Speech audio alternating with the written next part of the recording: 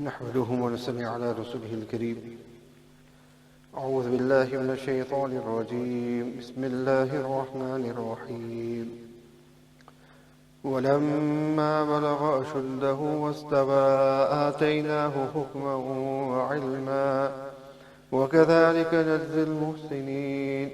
ودخل المدينة على حين غفلة من أهلها فوجد فيها رجلين يقتتلان هذا من شيعته وهذا من عدوه فاستغاثه الذي من شيعته على الذي من عدوه فوكزه موسى فقضى عليه قال هذا من عمل الشيطان إنه عدو مضل مبين. قال رب إني ظلمت نفسي فاغفر لي فغفر له إنه هو الغفور الرحيم. قال رب بما أنعمت علي فلن أكون ظهيرا للمجرمين. فأصبح في المدينة خائفا يترقب فإذا الذي استنصره بالأمس يستصرخ قال له موسى إنك لغوي مبين. فلما أن أراد أن يبطش بالذي هو عدو لهما قال يا موسى أتريد أن تقتلني كما قتلت نفسا بالأمس إن تريد إلا أن تكون جبارا في الأرض وما تريد أن تكون من المصلحين. وجاء رجل من أقصى المدينة يسعى قال يا موسى إن الملأ يأتمرون بك ليقتلوك فاخرج إني لك من الناصحين. فخرج منها خائفا يترقب قال رب نجني من القوم الظالمين. Respectful honorable friends, in the verses we said to you, in this ruku, Allah subhanahu wa ta'ala continues with making mention of Sayyidina Musa alayhi salatu salam. And in the previous ruku, which was the opening of Surah Qasas, in it Allah subhanahu wa ta'ala had mentioned the birth of Sayyidina Musa alayhi salatu salam and how Allah ta'ala had protected Sayyidina Musa alayhi salatu salam, the promise that Allah ta'ala had made to Musa, to the mother of Musa alayhi salatu salam, and how Allah subhanahu wa ta'ala fulfilled that promise to the mother of Musa alayhi salatu salam. Now in the verses recited, Allah ta'ala makes mention of another passage in the life of Sayyidina Musa alayhi salatu salam. Allah ta'ala mentions وَلَمَّا بَلَغَ شُدَّهُ وَاسْتَوَى آتَيْنَاهُ حُكْمًا وَعِلْمًا وَكَذَلِكَ نَجْزِي الْمُحْسِنِينَ. When Musa alayhi salatu salam, وَلَمَّا بَلَغَ أَشُدَّهُ, when he reached his full strength, وَاسْتَوَى, and he was fully grown, آتَيْنَاهُ, we granted him حُكْمًا وَعِلْمًا, we granted him wisdom and knowledge. وَكَذَلِكَ نَجْزِي الْمُحْسِنِينَ, thus do we reward those who do good. So here Allah subhanahu wa ta'ala says that when Musa alayhi salatu salam reached the age of what? Ashuddahu wastawa. Two things are mentioned here. One is when he reached his full strength. Ashuddahu means the strength, bodily strength. Wastawa, and when he was fully grown. A human being which comes to this world as a child gradually develops. So you have the infancy of it, the childhood, the youth of it, until a person reaches the age wherein a person acquires their full strength. Which age is this? It cannot be specifically defined, as different people of different nationalities can differ as well. Environment can differ, countries, the development, these things can differ according to time. Maybe those in the past were different as it is even now. Those who do reach the full strength of this current generation are probably still weaklings compared to those of the past, because of the manner in which we live in as it is. The nourishment, food, environment, all this does take an effect, so it's not something specific that you can say this is the specific age. And according to Sayyidina Ibn Abbas and some Mufassirin, here the age of Ashuddahu, when a person reaches a full strength, is the age of 33. And then wastawa, fully grown, which is known as the Hadd Istiwa. The Hadd Istiwa, and this is regarded to be, according to one narration, the age of 40. Which means that at the age of 33, a person will develop to their full strength that they are going to develop. And then a person remains on that stage or that strength, which is then known as Hadd Wuquf, till the age of 40. So from 33 to 40, a person will remain in the full grown quwwah that they were supposed to develop. Whatever growth that needs to take place will have taken place by then. And then from the age of 40, that's when it is downhill. Meaning that from the age of 40, that's when now weakness starts entering in an individual. Weakness starts coming about. So the age of 33 is where a person will reach and develop to their full and maximum and remain at that till the age of 40. And then from 40 onwards, then the weaknesses will start coming into an individual. And again, as I mentioned to you, this isn't something that is fixed to every person, and it has to be that way. People's developments are different as well. There's those who may reach quwwah a bit earlier on, there may be those who a bit later even, there may be those who, when it comes to, may even remain accordingly for a little longer. But as it is, we all know physical changes do come about from mid-age anyway. So a person isn't going to remain in that same quwwah that the person has when they are in their youth.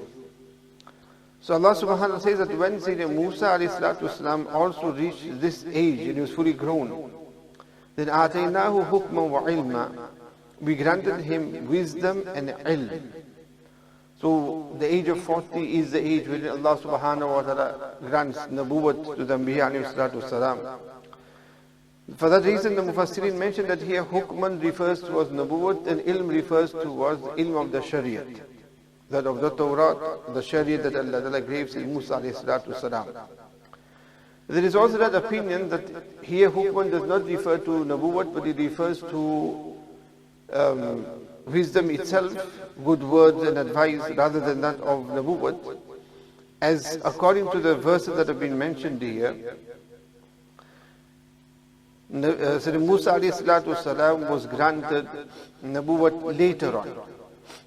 Later on, when he then departed and he went to Madian. So nabuwwat is granted later on and not before the incident that is going to follow. However, it isn't necessary that is the case, as the Qur'an is not specific in sequence, because that's not the purpose of the Qur'an. Allah subhanahu wa ta'ala is mentioning here in general that when Sayyidina Musa did reach that age, that's when Allah subhanahu wa ta'ala granted Sayyidina Musa alayhi salatu wasalam nabuwwat and that. As Allah subhanahu wa ta'ala had promised the mother of Sayyidina Musa alayhi salatu wasalam, inna radduhu ilayki wa ja'ailuhu min al-mursaleen, that we will return him to you and we shall appoint him and make him from amongst the Anbiya. When Sayyidina Musa alayhi salatu wa kadhalika nazzil muhsinin, Allah Ta'ala says, thus we reward those who do good.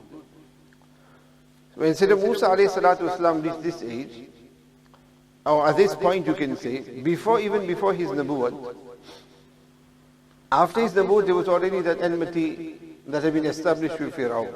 But even prior to that, Sayyidina Musa alayhi salatu wasalam always spoke against the ways of Fir'aun and disliked the mannerism of Fir'aun. So he already had those who were his followers, who understood his advice and his ideology at the time. And this was something that Fir'aun greatly disliked. To the extent that when Sayyidina Musa ﷺ started opposing in this manner, Fir'aun started now thinking that this is definitely the person who had been warned against. And he wanted to kill Sayyidina Musa ﷺ. However, due to pressure from Asiya, Fir'aun had left Musa ﷺ and not had killed him as yet. But because of this friction that was there, Sayyidina Musa ﷺ, instead of remaining and living in Misr itself, he lived somewhere on the outskirts of Misr. And he would come in and out of Misr, but he would come at a time wherein maybe he would not be noticed as much. Referring to one of those occasions when Sayyidina Musa ﷺ entered into the town, Allah Ta'ala mentions the following verses, that وَدَخَلَ الْمَدِينَةَ عَلَى حِينِ غَفْلَةٍ مِنْ أَهْلِهَا. What had happened is that Sayyidina Musa ﷺ entered at a time, he came to the town. And whilst he came there, he found that the two men who were fighting one another, arguing, quarreling. One was an Israeli from the Banu Israel, and other was a Coptic from the Fir'aun. And some mention he was a soldier of Fir'aun. So he was now oppressing the Banu Israel, the followers of Sayyidina Musa ﷺ. And in this argument that took place, Sayyidina Musa ﷺ was asked for help. Sayyidina Musa ﷺ came to help. In that the Coptic was not listening at all, and he was not focused on what Musa ﷺ was saying to him and trying to sort of keep them apart or so. So Sayyidina Musa ﷺ, so the only way to shut him up is what? To give him one. Sometimes to give him one so that he then comes down and he listens and he stops what he's doing. So Sayyidina Musa ﷺ gave him one punch. And the punch of Sayyidina Musa ﷺ was one which was greater than that of Muhammad Ali as well. Allah that had given Sayyidina Musa ﷺ extreme strength and power is the Nabi of Allah subhanahu wa ta'ala. And just that one punch was such that he didn't just see stars, but he saw nothing at all. He died from that one punch. And that was Sayyidina Musa ﷺ now becoming a bit fearful of what the consequences may be. And especially then, what then had happened is that news had reached Fir'aun that a Coptite has been killed, and the heirs, the family of the one who was killed, came to Fir'aun as well demanding blood money, because this is something that is also established, blood money. To which Fir'aun said, well, for blood money then we need to know who the killer is first of all. And there needs to be evidence, witness to it as well. But at the moment, it's just a body found and we don't know who had killed him and what had occurred. So there's nothing that much that can be done. Then what had happened is that the following day or so, or not even following day, or on another occasion or so, when Sayyidina Musa ﷺ came back into the town, was when he was there, he found the same very Banu Israel, who again was in a quarrel and a fight with another individual. And in that again he saw Musa ﷺ, he called for Musa ﷺ. But on this occasion, Musa ﷺ gathered and understood that in actual fact this person is one who argues with people. He's the cause here. It wasn't the cop that it seemed, it is he. That whenever I come I see he's always in a quarrel with somebody, so it's him, he's the instigator here. So Sayyidina Musa ﷺ became angry at him.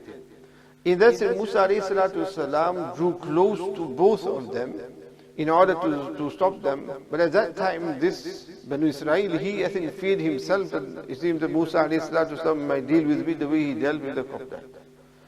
So either he indicated towards it or he said it also, which will do the verses anyway, by which then the Coptite understood and realized that it was Sayyidina Musa ﷺ, it was through he that the Coptite had been killed the previous day. So he then went and informed the people, news reached Fir'aun as well. That's when Fir'aun sent his army out to go and to capture Sayyidina Musa ﷺ. When this decision was made in the palace of Fir'aun, there was somebody who was there from the Coptites, but he was a secret believer. Or he was a follower of Musa ﷺ, he had sympathy for Musa ﷺ. Some say his name is Huzayl, his name was Sham'an or Sham'a or Sham'un. And he heard this and then he came to Sayyidina Musa ﷺ, warning Sayyidina Musa ﷺ that look, this is the situation and your life is a threat, you're now a wanted man. Fir'aun is going to send his army out to capture you and kill you in that. That's when Sayyidina Musa ﷺ decided that best is to move away from here, to leave Misr. That's when Sayyidina Musa ﷺ then left Misr. And Allah subhanahu wa ta'ala had sent an angel on a horse to guide Sayyidina Musa ﷺ out of Misr towards Madian. Then on the route to Madian, what occurred that Allah Ta'ala mentions in the next ruku. This is just briefly put together collectively that which Allah subhanahu wa ta'ala mentions in these verses. So Allah Ta'ala says, وَدَخَلَ الْمَدِينَةَ عَلَى حِينِ غَفْلَةٍ مِّنْ أَهْلِهَا. And he, on one occasion, Musa ﷺ entered the town of Misr. عَلَى حِينِ غَفْلَةٍ مِّنْ أَهْلِهَا. At a time when his people were oblivious. Meaning that at a time wherein people were not really out and about. Mufassir differ with regards to when this is, those of the opinion that this was between Maghrib and Isha. And the other opinion is that this was during the daytime, the time of Qayrullah, the siesta time, wherein due to the immense heat, people would be resting. So in warm countries in the afternoon, it's very quiet outside because people are indoors. So that is when Sayyidina Musa ﷺ entered there, knowing that this is the time wherein there won't be many people around. فَوَجَدَ فِيهَا رَجُلَيْنِ يَقْتَتِلَانِ. And there Sayyidina Musa ﷺ found two men who were fighting. هَذَا مِنْ شِيعَتِهِ. The one was from Shi'atihi group, meaning people. هَذَا مِنْ شِيعَتِهِ. This one was from his people, meaning the Banu Israel. وَهَذَا مِنْ عَدُوِهِ. And the other was from his enemy, meaning the person from from Fir'aun and Yaqub. فَاسْتَغَاثَهُ الَّذِي مِنْ شِيعَتِهِ. The one and shouted Musa for help, the one who was in his group. عَلَى الَّذِي مِنْ عَدُوِهِ. Against his enemy. So the one from his own people shouted to Musa ﷺ to help him against the other from the enemy. So فَاسْتَغَاثَ means to proclaim and ask and scream and shout for help. فَوَكَزَهُ مُوسَى فَقَضَى عَلَيْهِ. So Sayyidina Musa ﷺ approached them. Now while separating the two, Sayyidina Musa ﷺ punched him. فَقَضَى عَلَيْهِ. And he concluded his affairs. So either it was a case of an actual punch, or it was a case of Sayyidina Musa ﷺ used his fist to move him away, to separate him. In doing so, that fist of his, or just seeing the fist of Musa ﷺ, what stopped his heart, and he had heart failure. As it is also divided, Musa ﷺ didn't actually physically punch him, but just seeing the fist of Musa ﷺ coming towards him, that itself was enough without there actually being any contact. Whichever Allah Ta'ala mentions here that Musa ﷺ, فَوَكَزَ, it means to punched him, and فَقَضَى عَلَيْهِ, his matters were concluded. His matters were concluded, Allah Ta'ala mentions. Meaning that he had died, he was killed. قَالَ هَذَا مِنْ عَمَلِ الشَّيْطَانِ. Regretting this, Sayyidina Musa ﷺ mentioned that this is from the works of shaitan. إِنَّهُ عَدُوٌ مُضِلٌ مُبِينٌ. Indeed, he, shaitan, is an enemy and one who openly misleads. Sayyidina Musa ﷺ here, his killing this individual was not deliberate. It was not deliberately done, it was done in error. But because Sayyidina Musa ﷺ was a Nabi of Allah subhanahu wa ta'ala, and for them something done by error is also in their eyes regarded to be something major. For that reason, Sayyidina Musa ﷺ regretted, and Sayyidina Musa ﷺ mentioned that this is from the work of shaitan, this is what shaitan likes, and this is what shaitan has accomplished and achieved. And he's an open one who misleads a person openly. Musa ﷺ regretted this and said, قَالَ رَبِّ إِنِّي ظَلَمْتُ نَفْسِي فَاغْفِرْ لِي فَغَفَرَ لَهُ إِنَّهُ هُوَ الْغَفُورُ الرَّحِيمُ. He said, قَالَ رَبِّ O my Rabb, إِنِّي ظَلَمْتُ نَفْسِي. Indeed, I have wronged myself. فَاغْفِرْ لِي, hence forgive me. فَغَفَرَ لَهُ, Allah Ta'ala forgave him. And إِنَّهُ هُوَ الْغَفُورُ الرَّحِيمُ. Allah Ta'ala is most forgiving and most merciful. Sayyidina Musa ﷺ seek forgiveness from Allah subhanahu wa ta'ala. Again, because this was something that he didn't like what had occurred, although it was done accidentally by mistake. But he regretted it, so he asked Allah subhanahu wa ta'ala for forgiveness. And the fact that proof that Sayyidina Musa alayhi salatu did not do it deliberately, he was not a criminal, is that Allah ta'ala says, فَغْفِرْ لِي فَغَفَرَ لَهُ. فَغَفَرَ لَهُ, Allah ta'ala overlooked and Allah ta'ala forgave him for it. But why did Musa alayhi salatu still seek repentance from Allah subhanahu wa ta'ala? And the remorse and regret was because at that time as yet, there was no command from Allah subhanahu wa ta'ala upon the Banu Israel that they could kill any of the Coptites, or that they should do anything physically to them. It was only later on that Allah ta'ala had commanded Musa alayhi salatu wasalam to save the Banu Israel. So for that reason, because there was nothing from Allah subhanahu wa ta'ala as yet, hence Musa alayhi salatu wasalam had felt that remorse on this occasion. Also, there are those who, if we may ask, but here, this Coptite after all was not a believer. And if it wasn't a believer, then would it be permissible for Sayyidina Musa alayhi salatu wasalam to have killed him on that basis? But the reply to that is that itself was not correct for Musa alayhi salatu wasalam. On that basis, that although there was no specific peace, pact or treaty between the Banu Israel and the Fir'aun as such, because where there is such a treaty, one is the ruling wherein now there is a time of war, and armies are at war, then the situation there is quite different. And then you have where there is no war between any Muslims and non-Muslims, but there is a treaty that is actually signed and accepted treaty, that is one. The other is that there may not be such a treaty that is actually specifically worked out and agreed upon, but there is a mutual understanding of peace. There is mutual understanding of peace, where there is no warring taking place, and people are living harmoniously with one another. And in this way, there is that accepted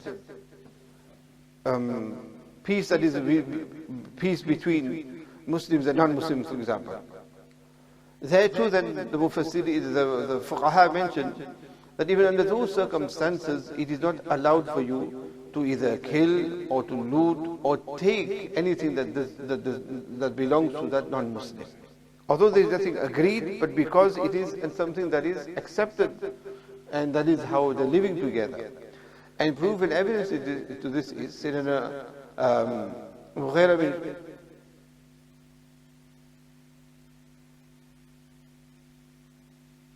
Mughira bin Shu'bah radiallahu ta'ala, when he came to Nabi Karim sallallahu alayhi wa sallam, when he had become a Muslim, and he came to Nabi Karim sallallahu alayhi wa sallam and professed his Islam to Nabi sallallahu alayhi wa sallam. Prior to that, what had occurred is that he was part of a gang, and they would loot people. They were part of a gang and would loot people. So in this looting of his, he had quite a bit of wealth and goods and that.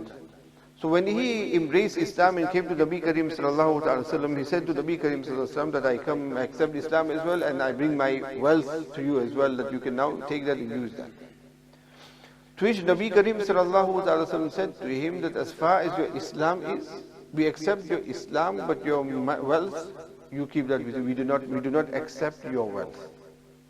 Another Nabi Karim said that the wealth that you have taken deceivably from people, we have no need for that. Which indicates and shows here that if this was permissible, the Nabi says, fine, you're a Muslim, so you've looted from the non-Muslims, so fine, take that and we will keep that. But Nabi Karim sallallahu alaihi wasallam rejected that and didn't accept that, which establishes this point. And the Fuqaha mentioned this. There's quite a lot of detail with regards to this aspect of where a person lives and how a person should be living. It is very wrong, and there are those people who just have this concept in their mind that, look, if you're Muslim and you live in a non-Muslim country, that means because you live in a non-Muslim country and you're a Muslim, you can just loot any non-Muslim that you want. This is totally incorrect concept. Very wrong this is, and it is not correct at all. It is not established at all from the Sunnah of Nabi Kareem sallallahu ta'ala sallam, or neither is it established from the Fuqaha either. So, and this itself indicates towards it as well. Fuqaha have written a lot with regards to this as well. There's mustaqil risalas in that with regards to ahkam, with regards to how a person, a Muslim, should be living in a non-Muslim country. And when a person reads this, in actual fact, non-Muslims should read this. And when non-Muslims read this, they themselves will be astonished with regards to the teachings of Nabi Kareem sallallahu ta'ala sallam, and with regards to how a Muslim actually is compared to what their concept and perception of a Muslim is. So it is for this reason, otherwise Musa alayhi salam will say, fine, this is my jihad, I killed him, and that's that. He's a non-believer, so that's fine. But no, said Musa alayhi salatu salam asked forgiveness from Allah subhanahu wa ta'ala and regretted what had happened. قال ربي بما أنعمت علي فلن أكون ظهيرا للمجرمين. And then said Musa alayhi salatu said that, oh my Rabb, قال ربي بما أنعمت, on account of the favors that you have given me, meaning the forgiveness that you have given me, فغفر له, and Allah Ta'ala granted him hukm wa ilma, knowledge and wisdom. He says, فلن أكون ظهيرا للمجرمين. I shall never be among those who are helpers or supporters of the criminals in future.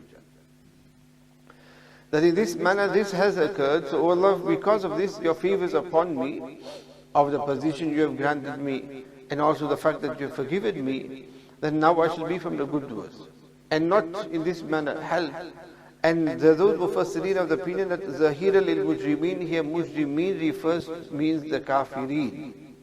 Which means that maybe the Banu Israel was actually not a believer as well at the time.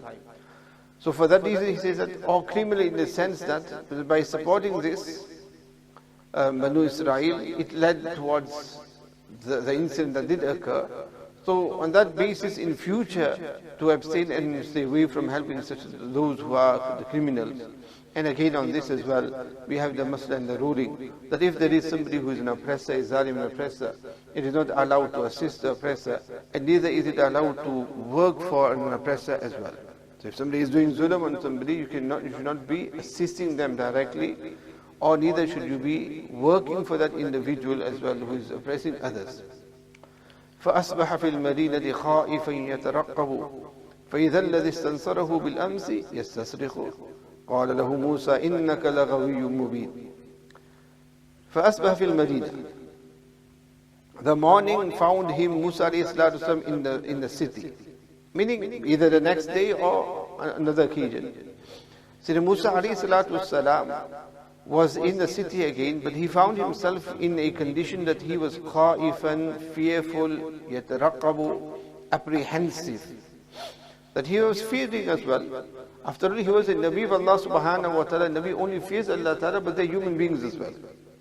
So fearful of what the consequences is going to be of what had occurred. In this manner, Sayyidina Musa alayhi salatu wasalam was in the city where he was fearful and apprehensive, worried about that he may be punished or he might be found in that. So in that case, in this situation, in this condition, فَإِذَا الَّذِي اسْتَنصَرَهُ, and إِذَا he means suddenly.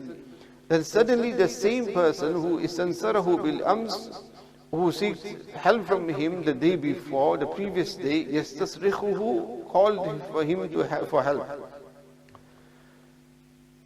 So again it occurred that he was now in an argument with somebody else. قال له موسى, Sayyidina Musa alayhi salatu wasalam said to him that إِنَّكَ لَغَوِيٌّ مُبِينٌ, that you are obviously a misleading, meaning a mischievous person. You are a mischievous person. So Sayyidina Musa alayhi salam first said this, that look, you are a mischievous person. Even yesterday, previously, you were in a fight, an argument here, and again today, you are in an argument again. So indeed, you are the one who is a misleading individual. But then what had happened is, فَلَمَّا أَنْ أَرَادَ أَنْ يَبْتِشَ بِالَّذِي هُوَ عَدُوٌّ لَهُمَا, when Musa alayhi salatu wasalam intended to grab the one who intended to grab hold of the person who was an enemy of them both, meaning the Coptite. Which means here is that Sayyidina Musa alayhi salatu wasalam initially now thought that look, the Israeli, the Banu Israeli, The Israelite, he is the one who is causing the friction. But then in the conversation, the argument there, he realized that no, at this occasion, maybe he isn't the one in the wrong. So instead, he did decide to help the Israeli against the Coptite. And when he went forward to do that, قال يا Musa, he said, because of what Musa said beforehand, the Israeli, he thought now Musa is going to now attack me instead, or he's going to now hit me instead, punish me instead. So he said, Ya Musa, أتريد أن تقتلني كما قتلت نفسا بالأمس? That, O Musa, do you wish to kill me the way you killed a person yesterday? إن تريد إلا أن تكون جبارا في الأرض وما تريد أن تكون من المصلحين. You only wish to become a tyrant on earth and have no intention of becoming a reformer. So this is one tafsir in this format, that it was the Banu Israeli, the Israelite, who feared Musa may punish him, so he uttered this. And when he uttered this, that's when now the Coptite understood, and he caught on here that it must be, it was Musa after all who had killed the nut.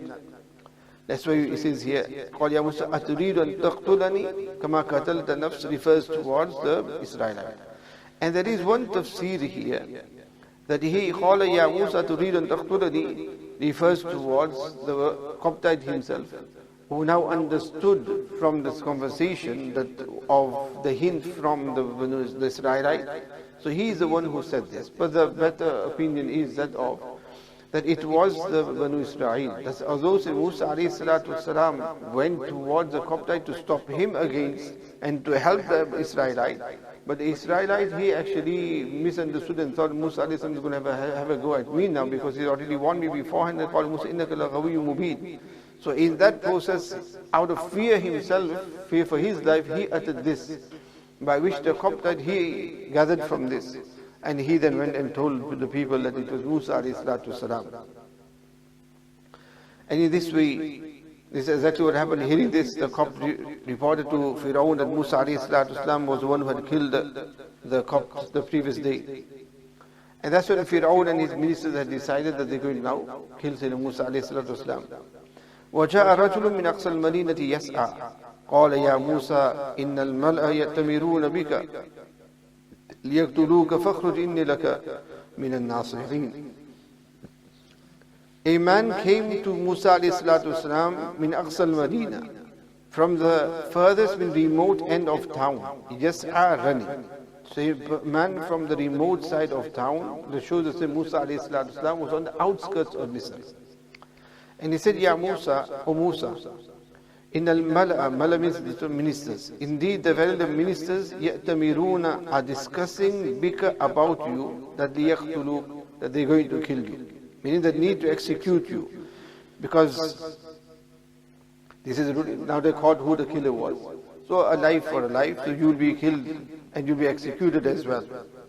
But because this individual was one who understood that the killing was a mistake, and was a well-wisher of Sayyidina Musa ﷺ. So he came and he warned Sayyidina Musa ﷺ that look, they are liyaqtuluk, to look, they've already made a decision. Means they're not going to listen to your side and listen to what you, because if you don't wanted any excuse to get rid of Musa ﷺ, and this was a good opportunity for him. Hence fakhruj, remove, go from here, so leave the city. Inni laka minan nasihin, I am certainly a good counselor to you. Meaning I am a well-wisher, so take my advice, do not hang on here and leave from here. So then Allah subhanahu wa ta'ala mentions, and فَخَرَجَ مِنْهَا خَائِفًا يَتَرَقَّبُ. So then Musa ﷺ left from there, again khaifan, in a condition that he was fearful, apprehensive. قَالَ رَبِّ نَجِّنِي مِنَ الْقَوْمِ الظَّالِمِينَ. And he said, O my Rabb, save me from the oppressive nation, from those who are the unjust ones. And in this way, Musa ﷺ left from Misr.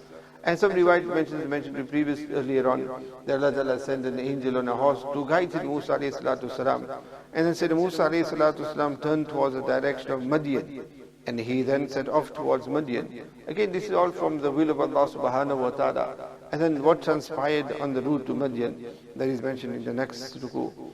Allah Ta'ala grant us all understanding. ربنا تقبل منا إنك أنت السميع العليم وتب علينا إنك أنت التواب الرحيم سبحان ربك رب العزة عما يصفون وسلام على المرسلين والحمد لله رب العالمين. All programs next week will be after Isha.